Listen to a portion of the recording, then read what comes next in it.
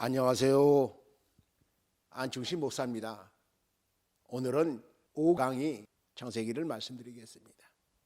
이스라엘의 원역사 12장에서 50장, 이스라엘의 4대 족장, 아브라함과 이삭, 야곱, 요셉 중에 야곱과 요셉에 대해서 말씀드리겠습니다. 야곱을 보겠습니다. 이삭과 리브가의 쌍둥이 중에 둘째 아들입니다. 야곱의 이름은 발꿈치를 잡았다의 뜻입니다. BC 2006년에 출생하여 147년을 살고 BC 1859년에 장사되었습니다. 야복 강가에서 천사와 씨름 후에 이스라엘로 개명되었습니다. 아들들이 이스라엘 12지파가 됩니다.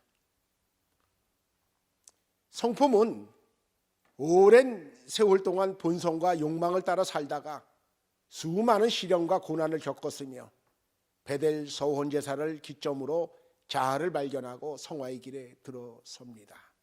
성숙하지 못한 모든 성도의 성화의 모델입니다.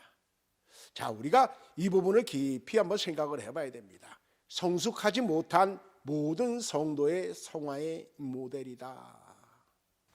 야곱의 생애는 크게 넷으로 나눕니다. 가나안 시절, 하란 시절, 가나안 귀향 이후, 애굽 시절, 그렇게 나눕니다. 야곱이 하란으로 갈 때 그때 나이가 77세였어요. 그리고 가나안 귀향 그때가 97세였습니다. 야곱의 생애에서 이때까지 수많은 고난이 있고 시련이 있습니다. 이 고난과 시련은 다 야곱의 잘못된 그러한 성품 때문입니다. 가나안 귀향 이후에 베델에서 제사를 드린 후 성화의 길에 들어섭니다. 복중에서부터 에서와 야곱이 다퉜죠. 그리고 야곱이 15살 때 조부 아브라함이 죽습니다. 야곱이 팥죽으로 형 에서로부터 장자의 명분을 획득합니다. 장자의 명분이라고 하는 것은 장자는 아니라는 거예요. 다만 명분만 얻은 거예요. 이삭이 언약 상속자 축복을 받고요. 그것으로 인해 형 에서의 눈을 피해서 하란으로 도피를 합니다. 도피 중에 베델에서 야곱이 꿈을 꾸죠. 하늘이 열리고 하늘에서 천사들이 오르락 내리락 하는 그러한 꿈을 꾸며 하나님께서 너에게 복을 줘 고향으로 돌아오게 할 것이다. 그러한 언약의 꿈을 야곱이 꾸게 하십니다. 꿈에서 깨어난 야곱이 그곳에 단을 쌓고 내가 고향으로 무사히 돌아오면 이 베델에서 하나님 앞에 단을 쌓고 11조를 드리겠습니다. 그렇게 하나님 앞에 서울을 갚고 하란으로 떠나게 됩니다. 그리고 하란에서 아들들을 낳는데 레아와 빌하, 라헬이 여종입니다. 실바, 네하의 여종입니다. 그리고 라헬, 이 네 여인으로부터 12아들과 외동딸 디나를 낳게 됩니다. 라헬을 얻기 위해 야곱은 라헬을 사랑했어요. 그래서 라헬을 얻기 위해 무려 14년 동안 외삼촌 라반의 집에서 일을 하게 됩니다. 그리고 재물을 얻기 위해서 7년간 더 일을 하겠다 그럽니다. 이 야곱은 소유욕이 굉장히 많은 사람입니다. 욕망이 가득한 자요, 사기꾼이요, 속이는 자입니다. 야곱이 라헬을 사랑했어요. 그래서 라헬을 외삼촌 라반에게 자기 아내로 달라고 그러니까 라반이 그러면 7년을 일하라 그랬어요. 그래서 7년을 일하고 이제 결혼한 그 첫날 밤에 외삼촌 라반이 야곱을 속이고 레아를 넣어줬습니다. 그리고는 라헬을 얻으려면 7년을 더 봉사하라 그래서 무려 14년 동안 나이를 얻기 위해서 일을 합니다. 그 소유욕이 굉장히 강한 사람이죠. 그리고 이제 야곱이 고향으로 가려 하니 재물이 없는 겁니다.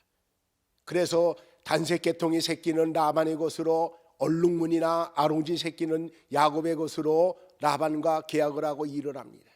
그런데 라반은 탐욕이 많은 사람으로 야곱에게 어떻게 해서라도 덜 주려고 계약하자마자 가축대 중에서 얼룩지고 아롱진 것을 구별해서 가져갔습니다. 한편 야곱은 어떻게 해서라도 재산을 더 늘리기 위해서 많은 노력을 했습니다. 나뭇가지에 칼로 얼룩무늬를 만들어서 양떼들이 물을 먹으러 올 때에 새끼를 베는 것을 알고는 얼룩무늬 나뭇가지를 그곳에 두었고, 또한 튼튼한 양이 새끼를 뵐 때에는 얼룩무늬 나뭇가지를 보고 교미하게 하였던 것입니다. 이처럼 라반과 야곱은 자신의 욕심을 채우려고 각각의 간교함을 드러냈지만 하나님은 야곱에게 크게 복을 주셔서 많은 수의 양이 얼룩지고 아롱지게 하셔서 야곱의 재산이 크게 증식하게 하셨습니다.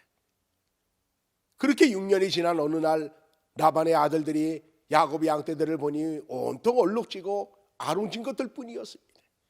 이 사실을 라반에게 알리자 라반은 안색이 변하였고 야곱은 분쟁의 발생을 피하여 도주해서 가나안 땅으로 내려옵니다.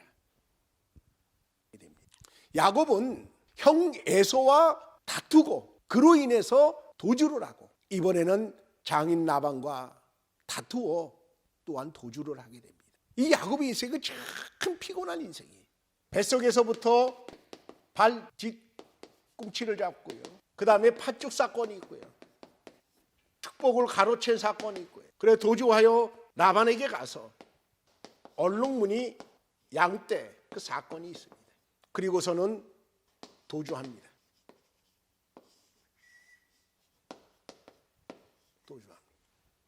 야곱이 도주했다는 걸 알고 라반이 추격을 해서 야곱을 붙잡죠.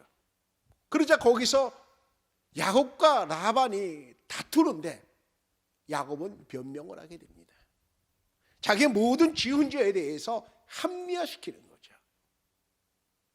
창세기 31장 42절에 보면 외삼촌은 나를 공수로 보내려고 했는데 하나님께서 나에게 축복하셔서 나의 고난과 나의 수고를 감찰해 주셨다. 그렇게 말하고 있어요. 야곱은 자기가 잘못한 게 없는 거예요. 모든 문제가 라반에게 있는 겁니다. 팥죽 사건도 그렇고 축복을 가로챈 사건도 그렇고 야곱은 그것을 모든 것이 정당하다 그렇게 생각하고 있는 거예요. 거기에 문제가 있는 거예요. 자, 그런데 보세요. 팥죽 사건과 축복을 가로챈 그 사건으로 인해 에서와 불화가 생깁니다. 얼룩무늬 양떼 사건으로 인해 라반과 불화합니다. 자기는 어떤 목적을 다 달성했는지 모르지만 그로 인해 관계는 다 깨어지는 거예요. 화목이 없단 말입니다. 욕심을 가진 자에게는 화목이 없어요.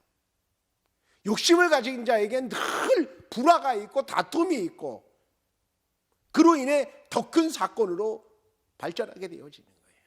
우리가 야곱을 보면서 야곱이 그의 인생이 참 피곤한 인생을 삽니다. 그 피곤한 인생이 무엇 때문이겠습니까? 그의 욕망이에요. 욕망. 그로 인한 그의 소유욕이죠. 그래서 결국은 이 라반과 다투고 라반이 말합니다. 이제 우리 쪽으로 넘어오지 마라. 야곱이 거기에 약속을 하고 가나안 땅으로 내려오게 됩니다. 하란에서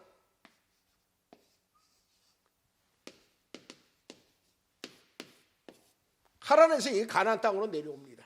근데 내려올 때 여기가 바로 야복강이죠. 이 야복강에서 성경에는 천사와 씨름했다 그러는데 하나님 앞에 기도한 거예요. 천사와 씨름했다고 하는 것은 기도한 것을 말해요. 야곱이 기도할 때 무엇을 기도했겠어요?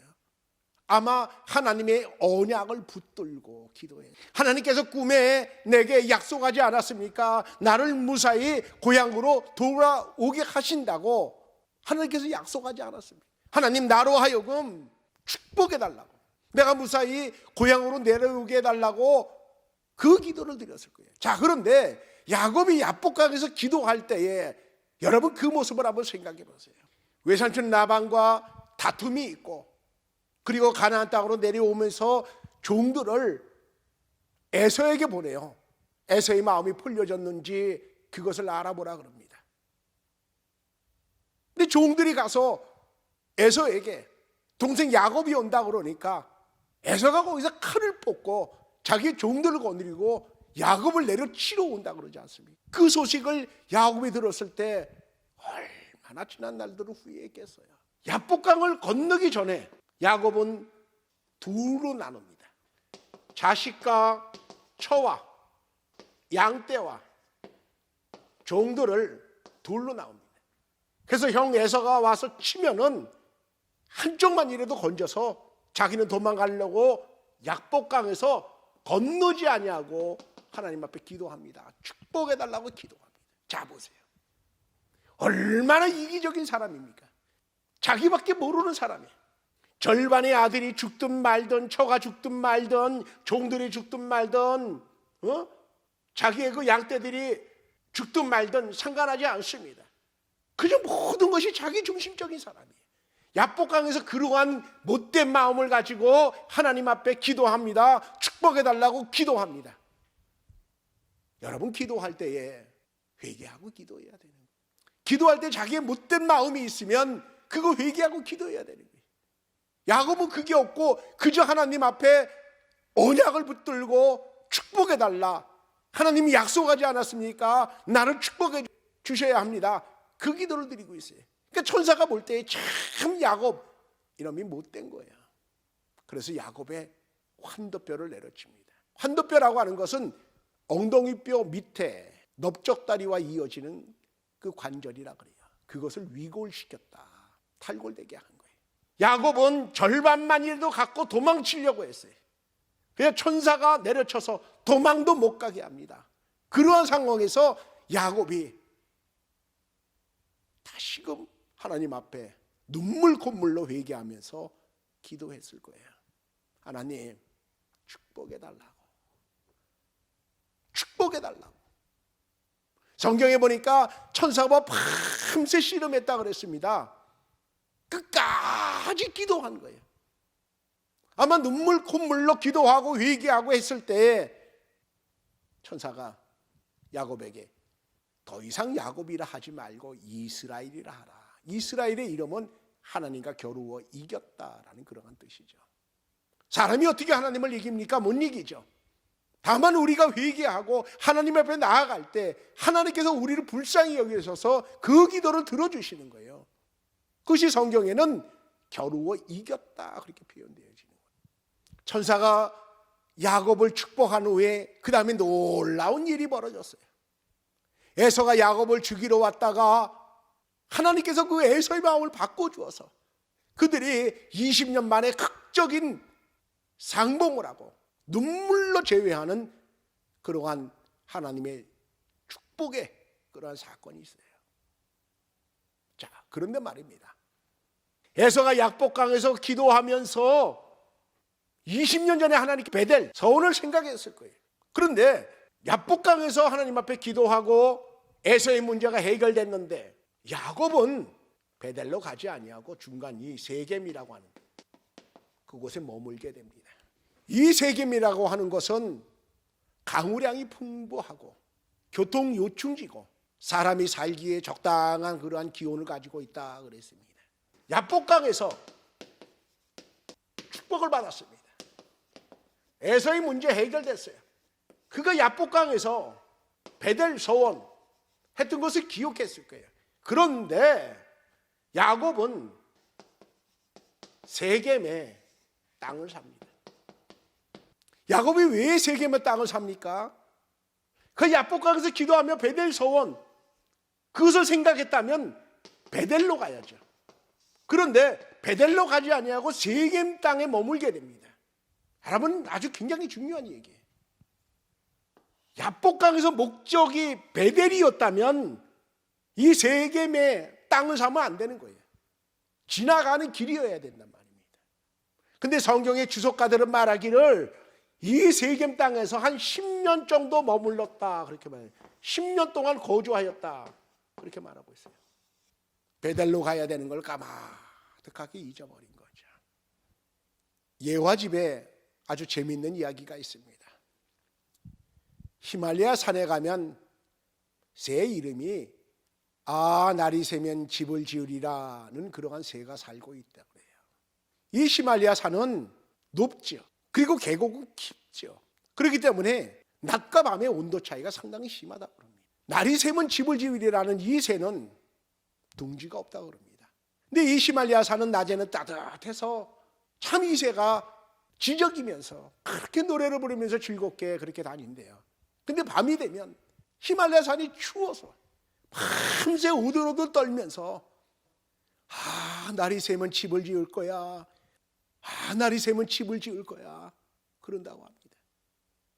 그런데 그 다음 날 해가 뜨고 따뜻해지면 지난밤에 그 추위에 떨었던 그것을 까마득하게 잊어먹고 집을 짓지 않고 지저귀면서 이리저리로 돌아다닌다 그럽니다. 그리고 다시 밤이 찾아오면 또 추위에 떨면서 날이 새면 집을 지을 거야, 날이 새면 집을 지을 거야, 그런다고 합니다. 야곱을 봅니다. 야복강에서 에서의 문제가 해결됐어요. 그러자 베델 서원 까마득하게 있습니다. 자, 그런데 한번 보세요. 야곱이 야복강에서 기도할 때 밤새도록 기도한 거예요.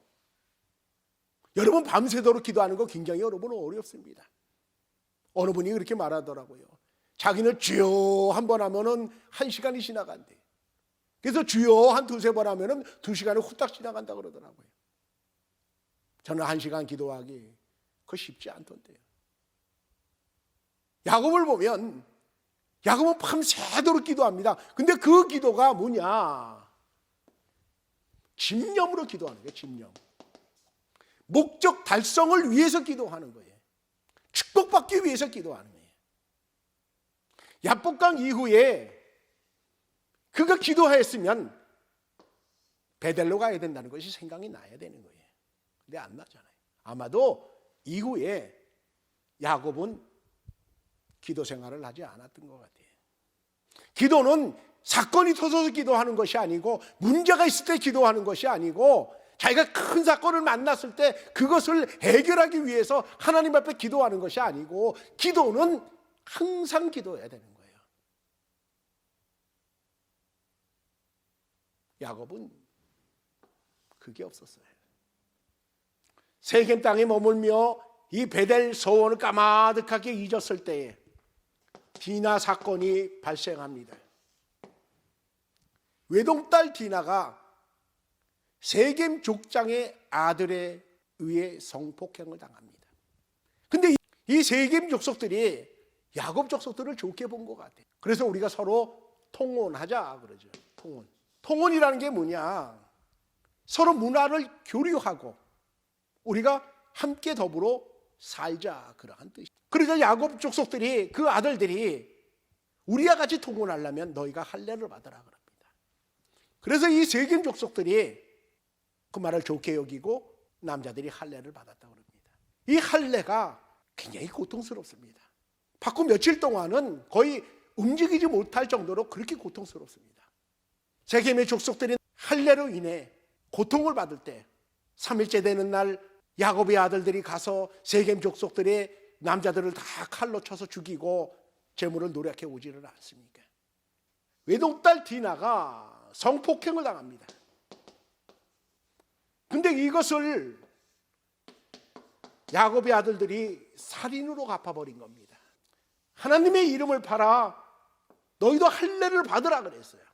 그리고서는 그들이 할례를 받았을 때 가서 세겜 족속들의 남자들을 다 살인했다고 하는 거예요. 그래서 주변 족속들로 인해 야곱 족속은 정말 상대 못할 그러한 족속, 냄새나는 족속, 없어져야 될 족속으로 그들은 생각을 하고 연합해서 이 야곱 족속을 쳐서 죽이려고 그랬어요. 그때 하나님께서 말씀하십니다. 베델로 올라가라. 이 디나 사건은 하나님이 중대한 징계예요. 하나님이 징계하신 사건이라는 거예요. 야곱이 야복강에서 베델로 갔으면 이 사건은 없는 거예요. 하나님은 야곱으로 하여금 하나님께 돌아오게 하려고 이 큰 징계를 내리신 겁니다. 베델 서원 제사를 기점으로요, 야곱은 자아의식이 강하고 야심이 매우 큰 자입니다. 위해타산 추구에 집요하죠. 영성 개발에 나태하고 세속적이며 육적인 사람이죠. 위기가 닥치면 하나님께 매어 달립니다. 야복강에서 기도를 보면 그렇습니다. 디나 강간 사건, 세겜 대학살 사건이죠. 이로 인해 야곱 족속은 몰살당할 뻔했어요. 그런데 하나님의 강권적 은혜로 그 위기에서 벗어나게 됩니다. 하나님이 개입하신 세겜 사건을 통해 깨닫고 자아를 발견합니다. 야곱의 아들들이 세겜 족속들을 교묘히 속이고 할례를 받으라 그러고, 그리고 그들을 가서 탁칼로 쳐 죽일 때 아마 자신을 보았던 것 같아요. 자기의 자식들을 통해서 자신을 바라본 거죠. 자기가 얼마나 이기적이고 얼마나 어떻게 살아왔는지 지난날의 과거들을 그 자식들을 통해서 자기를 발견하게 된 거예요. 즉 뭐냐? 자아를 발견한 거예요. 그리고서는 회개하고 야곱은 성화의 길에 들어서게 됩니다. 성화의 길 봅니다. 그리스도인의 신앙 자세는 신앙의 의무 이행과 바른 자세의 유지를 통한 하나님의 관계를 정립하는 것이다. 성화 봅니다. 성화가 뭔가요? 하나님을 닮아가는 거죠. 예수 그리스도를 닮아가는 거죠.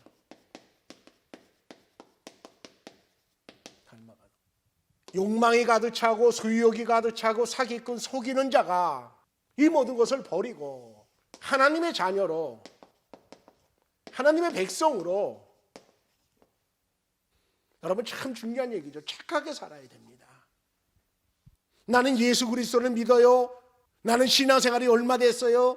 내가 집사요, 권사요, 장로요, 더 나아가 전도사요, 목사요, 그렇게 말을 하지만 성화되지 않으면 하나님의 영광을 가리는, 여러분 성화되어야 됩니다.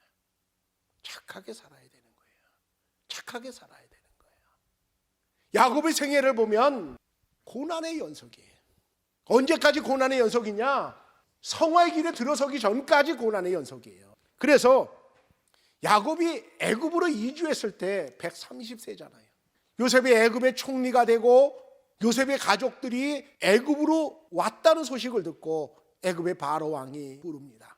야곱을 만났을 때 물어보죠. 나이가 몇 살이냐? 야곱이 말합니다. 내 나그네 길 130년의 험악한 세월을 살았다 그럽니다. 참 중요한 얘기예요. 나그네 길. 야곱이 깨달은 것은 인생은 나그네라는 거예요. 공술의 공수고 빈손으로 왔다 빈손으로 가는 거죠. 그걸 모르고 욕심 부리다가 험악한 세월을 살았다. 그 험악한 세월은 자기가 만드는 거예요. 자, 여러분 우리가 한번 생각해 봅니다. 나는 내 인생에 왜 이렇게 험할까? 내 인생은 왜 자꾸 이렇게 꼬여갈까? 왜 사건 사고가 많을까? 여러분 자신을 돌이켜 생각해 보세요. 나는 소유욕, 욕망, 사기꾼, 속이는 자, 예수를 믿는다고 하면서도 계속 이런 삶을 살고 있지 않은가? 우리가 한번 생각을 해봐야 된다 그러한 말이에요. 하나님의 영광을 나타내려면 착하게 살아야 돼요. 한 15년 전쯤의 일인데 저희 교회에 어느 목사님이 오셔서 교육관에 제가 깔아놓은 알루미늄 매트라 그럽니다. 은박지죠. 위에는 은박지로 되고 밑에는 얇은 그런 스펀지로 되어 있는 건데 그것을 깔아놨는데 이 목사님이 보시고 참 좋다고 자기도 이걸 깔았으면 한다고 저에게 사달라고 그럽니다. 그래서 제가 승합차를 끌고 서울 방산시장에 갔어요. 먼저 샀던 그 가게를 찾았는데 그날 그 가게가 문을 닫았어요. 그래서 이 물건이 어디에 있는가 두리번 하는데 그 옆에 있는 가게에서 사장이 나오면서 저에게 무엇을 찾느냐 그럽니다. 제가 그래서 이러이러한 물건을 찾는다. 이거냐고 그러면서 자기 가게 한편에 있는 그 물건을 보여줍니다. 그래서 제가 그걸 맞다 그랬습니다. 그러니까 그 사장이 저에게 묻습니다. 어디에 쓰느냐고. 그래서 제가 말을 안 했습니다. 꼭 밝히기도 싫어서요. 그랬더니 계속 물어봅니다. 그래서 제가 교회 교육관에 가려고 그럽니다 라고 말했더니 목사님이네요. 그래, 그렇다고. 그렇게 또 물어봅니다. 얼마에 샀니요? 그래서 제가 기억을 더듬어서 35,000원에 샀다고 말했습니다. 그러자 그 사장이 말합니다. 자기가 3만 원에 주. 참 고맙잖아요. 방산시장은 도매시장인데 그곳에서 35,000원짜리를 3만 원에 준다고 그러니 제가 굉장히 마음으로 기분이 좋았어요. 근데 그분이 말하기를 자기가 어느 지역에 안수 집사라 그럽니다. 교회 이름까지 말하면서 자기가 안수 집사래요. 그러면서 하는 말이 목사님을 도와야죠. 교회를 도와야죠. 선교 차원으로 자기가 싸게 해주겠다는 겁니다. 그래서 제가 3만 원을 주고 그 물건을 받아서 승합차 뒷문을 열고 실는데 어찌 좀 차갑해요. 그전에는 이렇게 큰 것을 실었다면 이번에는 요만큼밖에 안 해요. 실으면서 이상하다 생각을 했어요. 그래도 맞겠지 하고 가서 그 목사님 교육관에 가서 까는데 턱없이 부족해요. 보니까 그 한 막기라 그러죠. 그것이 50m짜리인데 그전에 제가 35,000원 주고 샀을 때에는 50m짜리 두 겹이야. 근데 이번에 산 거는 50m 한 겹이에요. 그러면 우리가 가격으로 생각해도 그분이 2만 원 받으면 충분히 받고도 남는 거예요. 근데 거기다가 덧붙여 가지고 3만 원을 받으면서 목사님을 도와야죠, 교회를 도와야죠, 선교 차원을 도와야죠, 제가 안수 집사입니다 그렇게 말하는데 참 보면은 어찌 그렇게 사는지 모르겠어요. 그리스도인들 속이면 안 돼요. 솔직해야 되는 거죠. 그렇게 속이고 11조 안 될 무슨 소용이 있겠습니까? 그렇게 속이고 하나님 앞에 감사헌금 드리면 무슨 소용이 있겠습니까? 남을 속이면 안 되는 거예요. 남을 울리면서 하나님 나 축복해 주세요, 그건 아닌 거예요. 야곱은 그저 하나님 나 축복해 주세요. 에서의 마음이 상처가 있던 없던 상관 안 합니다. 장인 라반이 상처를 받던 상관 안 합니다. 하나님 나 축복해 주세요. 그것이 잘못된 거예요. 우리가 야곱의 이 사건을 통해서 우리가 깨닫는 바가 많이 있어야 돼요. 오늘날 한국교회에 왜 이렇게 문제가 많습니까? 성화되지 못해서 그래요. 착하게 살지 못해서 그래요. 여러분 착하게 살아야 됩니다. 남의 것 빼앗으면 안 돼요. 정직하게 살아야 됩니다. 야곱은 147세에 애굽에서 죽고요. 가나안 땅으로 응구되어 막벨라굴, 이 막벨라굴은 아브라함, 사라, 이삭이 묻혀있는 그런 굴이죠. 그 굴에 장사됩니다. 요셉을 보겠습니다. 야곱과 라헬 사이에 낳은 11번째 아들입니다. 30세에 애굽 총리에 등극하였습니다. BC 1915년에 출생하여 110년을 살고 BC 1805년에 장사되었습니다. 성품을 보겠습니다. 네 족장 아브라함, 이삭, 야곱, 요셉 중에 유일하게 인격적 결함이나 범죄 및 실수 등이 기록되지 않은 인물입니다. 야곱의 11번째 아들로 출생을 합니다. 두 가지 꿈을 꾸게 되죠. 곡식단 해와 별과 달들, 그리고 형들에 의해 애굽으로 팔려갑니다. 보디발의 집에 총무가 됩니다.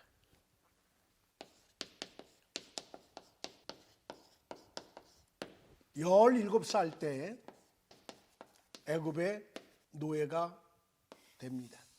요셉은 아버지 야곱의 편애를 받았어요. 어릴 때부터 색동옷을 입었습니다. 색동옷을 입었다고 하는 것은 요셉의 형들은 무채색 옷을 입었다고 하는 거예요. 요셉은 어릴 때부터 아버지 야곱으로부터 특별한 사랑을 받으면서 귀하게 자랐던 거예요. 그런데 요셉이 어느 날 꿈을 꿉니다. 곡식당 꿈을 꾸죠. 그리고 형들에게 말합니다. 내가 꿈을 꾸니까 형들의 곡식단이 나의 곡식당 앞에 절을 하더이다. 이것은 사실 계시적인 꿈이에요. 훗날 요셉이 애굽의 총리가 되었을 때 형들이 곡식을 얻으러 애굽에 와서 애굽의 총리가 된 요셉에게 곡식을 구하는 그 계시적인 꿈을 꾼 거죠.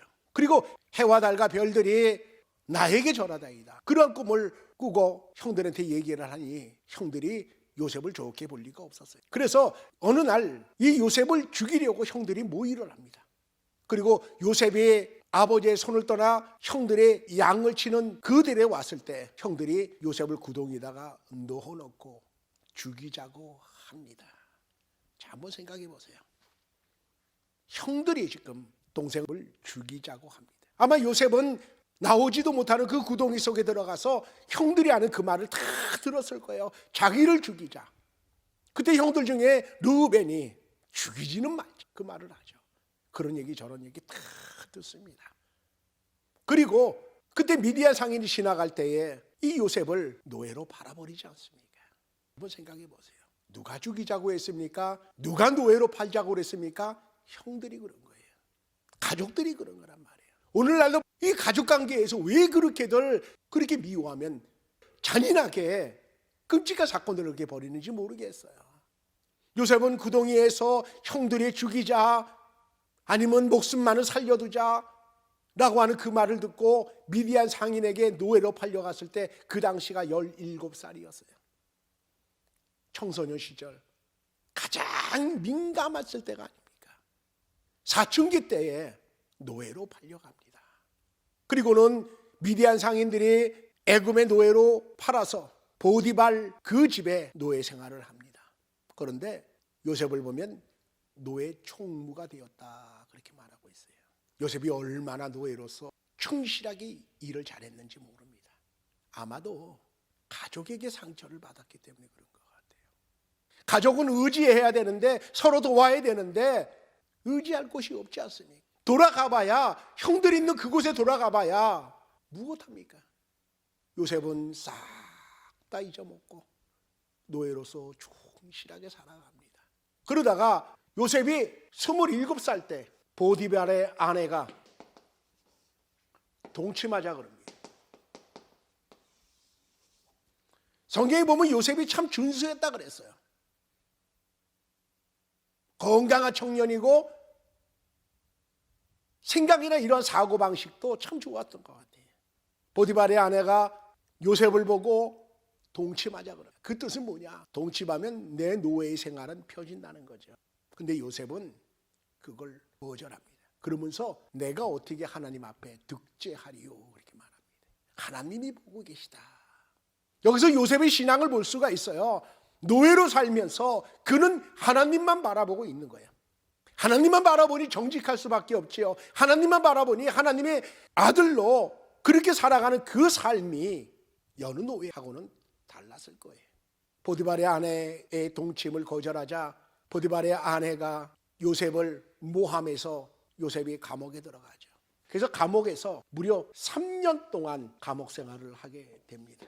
그런데 감옥에서도 얼마나 열심으로 살았는지 감옥에서도 중요한 업무 일을 맡았다고 그러지 않습니까? 그러던 어느 날 왕의 신하 둘이 꿈을 꿨는데 한 사람은 떡 굽는 사람이고 한 사람은 술 따르는 그러한 신하였어요. 둘 다 꿈을 꿔서 그 꿈을 풀이 못할 때 요셉이 가서 그 꿈 풀이해 주죠. 그래서 꿈 해몽대로 떡 굽는 신하는 그날 죽고 왕의 신하는 풀려나게 됩니다. 그 왕의 신하가 풀려날 때 요셉이 부탁합니다. 내가 억울한 일을 당하니까 바로 왕에게 가서 나의 이 사정을 좀 얘기해 달라고. 근데 술 따르는 신하가 풀려나서 그것을 까마득하고 잊고 있다가 2년 뒤에 애굽의 바로 왕이 희한한 꿈을 꾸게 되죠. 아주 건강한 소 7마리 그리고 나서 앙상한 그러한 뼈만 남은 그러한 소 7마리 그 꿈을 꾸게 되죠. 그리고 또한 꿈을 꾸는데 풍성한 이삭이 있는 7단 꿈과 아주 아무것도 없는 앙상한 이삭의 꿈을 꾸게 되죠. 그 꿈을 풀이하지 못할 때에 술 따르는 신하가 자기가 감옥에 있을 때 꿈풀이를 하는 기가 막힌 그 청년이 있다. 그러면서 요셉을 바로에게 소개를 하고 하나님께서 요셉에게 지혜를 주어 바로의 꿈을 풀게 합니다.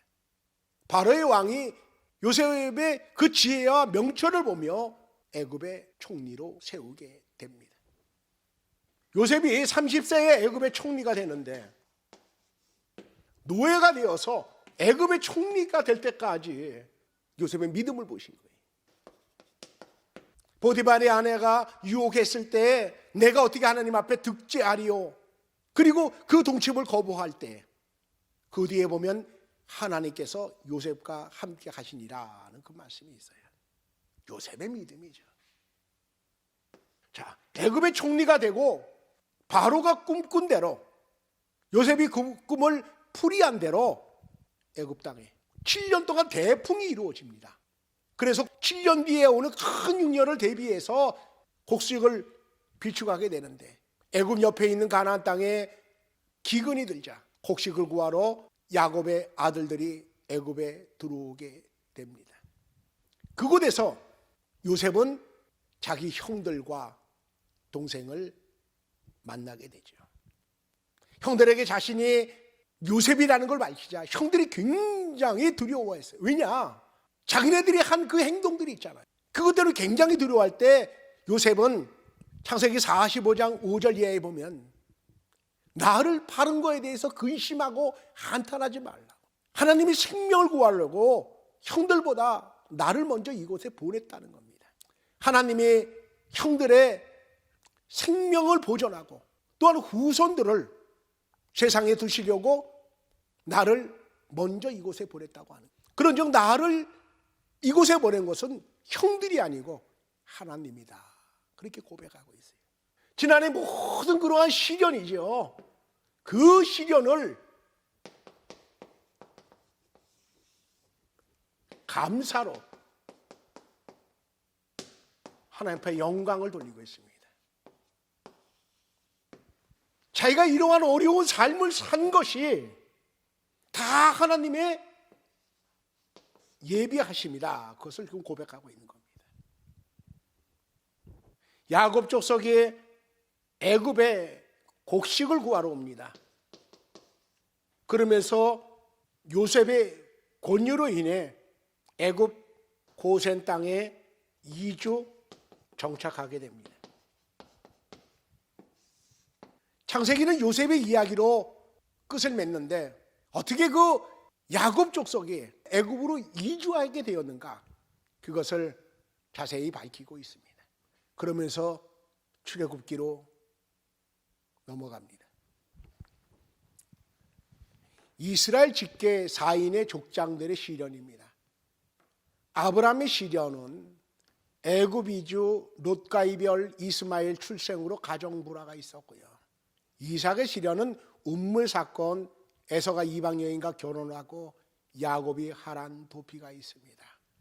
야곱의 시련은 에서와의 불화, 하란 도피, 라반과 불화, 베델 사건, 요셉이 팔려갑니다. 요셉의 시련은 형들과 불화, 노예 생활, 감옥 생활입니다. 이 4대 족장을 보면서 모든 인생은 다 시련이 있다고 하는 거예요. 시련 없는 인생은 없습니다. 그러므로 이 시련을 당할 때에 감사하면 하나님께서 얼마나 기뻐하실까요? 요셉을 봅니다. 노예 생활과 감옥 생활을 하죠. 그가 어떻게 노예 생활을 잘했을까? 어떻게 감옥에서도 그렇게 열심으로 살았을까? 그에겐 감사가 있었던 겁니다. 어려울 때에도 그 시련을 모든 것을 하나님의 뜻으로 알고 살았을 때 하나님은 요셉을 애굽의 총리가 되게 하는 가장 높은 자리로 올려주신 것입니다.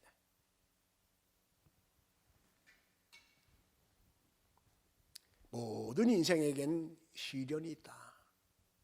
다시 한번 깊이 생각하셨으면 합니다. 이스라엘의 12지파 구본입니다. 모친명 레아, 비라, 라헬이 여종이죠. 실바, 레아의 여종입니다. 레아, 라헬. 레아의 이름이 둘 들어간 것은 이 야곱의 아들들이 순서대로 기록하기 위해서입니다. 그러니까 레아가 6을 낳은 거죠. 그리고 라헬은 요셉과 베냐민을 낳았어요. 종교적 구분을 봅니다. 이스라엘 12지파의 구분에서 이 종교적 구분은 레위가 빠지죠. 제사장이라 하나님으로부터 그 분깃을 받기 때문에 이 종교적 12지파에서는 빠지게 됩니다. 그러나 이 요셉이 공로가 많았기 때문에 에브라임과 므낫세가 한 지파의 목을 갖도록 했지만 정치적으로 구분될 때에는 요셉 하나만이 이 목을 갖게 됩니다. 이 정치적 구분이라고 하는 것은 예를 들면 이렇습니다. 이스라엘이 종교적 그런 방법이 아니라 정치적인 그런 방법으로 대표들이 나설 때 어떠한 목을 나눌 때 이렇게 구분해서 목을 나눈다라고 하는 겁니다. 정치적 계산법을 봅니다. 요셉의 두 아들 에브라임과 므낫세가 각각 한 목의 지분을 가져 12지파에 속하고 레위 지파는 제사장임으로 빠진다. 정치적 계산법은 야곱이 낳은 12명의 아들이 12지파에 속합니다. 에브라임과 므낫세는 빠집니다. 이스라엘의 직계 4대 족장에 대해서 말씀드렸습니다. 다음 시간 하나님의 언약과 아브라함의 믿음에 대해서 말씀드리려고 합니다. 들어주셔서 감사합니다.